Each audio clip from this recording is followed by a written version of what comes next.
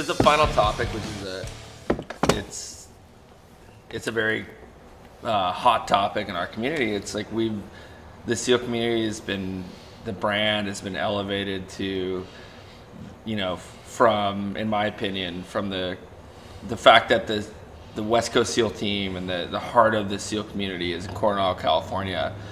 Very short drive from LA, from Hollywood. We've had a long, storied relationship with Hollywood.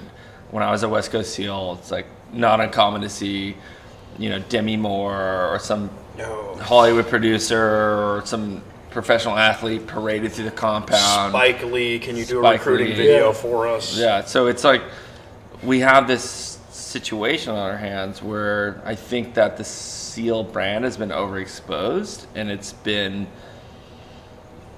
in my own opinion, a problem with the SEAL leadership that they've cooperated with Hollywood and have this relationship with movies like Act of Valor, where they kind of bullied active duty BUD/S instructors to being actors in that movie. Actually, I like that movie. I'm a fan of Act of Valor. Like, I thought the movie was good, but here's the problem I have is when you have Act of Valor, U.S. SOCOM Navy SEALs, Lone Survivor, which a lot of people don't know. Like, I know I got friends at Dev Group that were very critical of Marcus Luttrell, and I said, do you realize that was a Navy sponsored project? And they had no idea. Like, they had no idea that Marcus didn't want to do that book. He didn't want to tell that story. So you have this situation where Warcom, which is in charge of the SEAL community, is like participated with this Hollywood relationship, and they've grown this brand into this monster. I equate it to like Godzilla in the closet. Like, he's banging out. Now they have this massive brand. You have Obama that came out and said that the SEALs like got Osama bin Laden, which is great.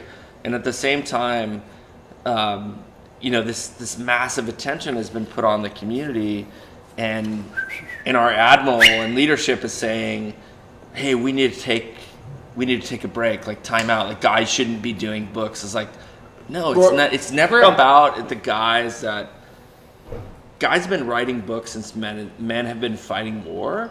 Like, from, go back as far as you want, but we have this situation where it's not about the guys that write books about their experience. Like, we have two big situations now in the community that I think we have this problem that the community is very hypocritical. Like, from when I read that Selosi's letter, I'm like, okay, well, this is a case of do as I say, don't do as I do.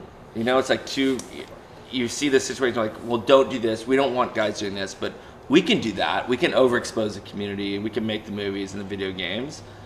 And that's a separate issue. And on the other hand, we have now the community being elevated in the press because guys like O'Neill and Bissonnette are violating, like, it's a very clear violation to me that these guys have stepped across the line, and they're like, you get briefed on those missions and you sign that clearance and make that commitment that you're going to hold that responsibility to not talk about that work that you do. And I've signed that. I've had a TS clearance.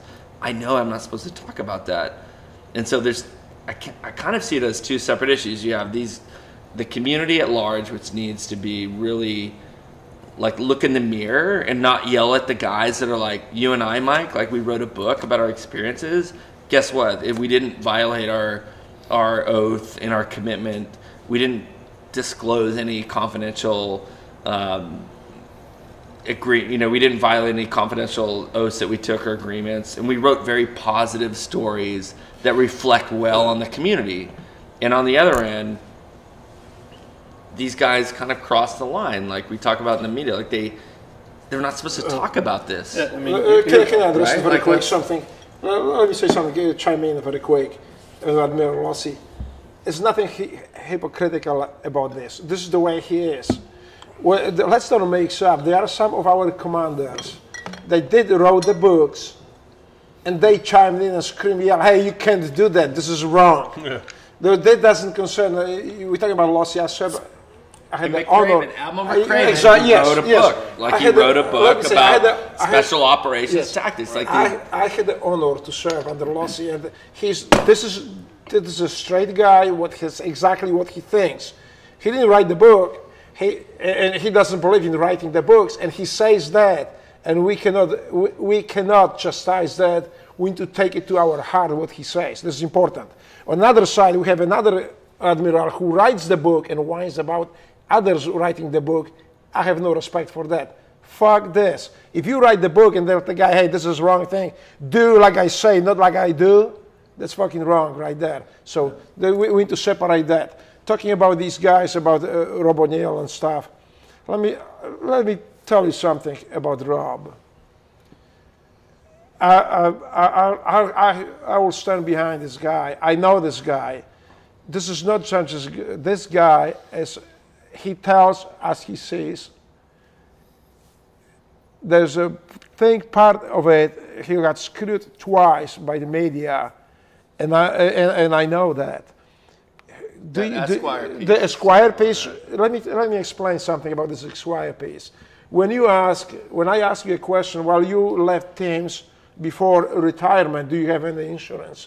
Do you have what benefits do you get? What his answer is, no, I don't get any benefits because I retired before that. But now, if I presented, well, petty officer so-and-so, or chief or senior chief so-and-so, whines about having no insurance, and I can twist your words so badly that you will look like an ass, and that's what they did to him. He didn't complain. He knew what he was doing. He exactly knew what he was doing. What he's bringing up is that, yes, that's correct. If you leave the Navy before your retirement time, you will not get benefits. Right. But this is not the whining. He's stating the fact. I know Rob. Rob is honorable man. Right. Let me tell you something. When we hijacked the fucking Russian tanker in Persian Gulf, well, being politically correct, when we paid the visit to the Russians on the tanker, you know, I had a Rob O'Neill in that fucking helicopter as a sniper covering my ass, and I knew that he might have to take a shot inches from my head to kill the bad guy. And you know what? When I knew that he's there, it makes me feel good. I have the guy I can trust with my life with, and the inches from his bullets, and I know I'm safe taking that fucking bitch Russian tanker up there. You know what we're losing focus on, going back to your point, is first of all, Rob O'Neill is a patriot. Yes, absolutely. Okay, I will argue with anybody in this world, let alone this government, yes, that man is not a patriot, that he didn't do his job to kill possibly the most reviled person since Adolf Hitler on the face of this planet. As far as I'm concerned, anybody that shoots that son of a bitch deserves my handshake, absolutely. Period. So I start with that. Second of all, has Rob violated or in any way compromised operational security? I don't think so. I've been through DOD reviews with American Sniper. I know what it is to deal with the DOD and deal with their BS. And let's just call a spade a spade. Right. And I've got my book being reviewed by the DOD. Most of the revisions they make are PR related. Complete crap. Like they're not. It's not like we're gonna change this because you're revealing this. It's like, no, this looks bad. Exactly. For this officer. Exactly. You're calling this officer out, and we're gonna change. As far as I'm concerned, PR operational related. security means the United States and the security of the United States. I don't give a shit what they say. I don't care what they say. I am not about revealing family secrets. I will never, in any one of my works, anything that I write, ever compromise this country, period. So the bottom line is, that should be their goal. And is that their goal? No, it's not. No. So am I justifying anybody like Rob O'Neill or Matt Bissonnette saying what they said without doing DOD approval? No. And you know what? Matt's paying for it.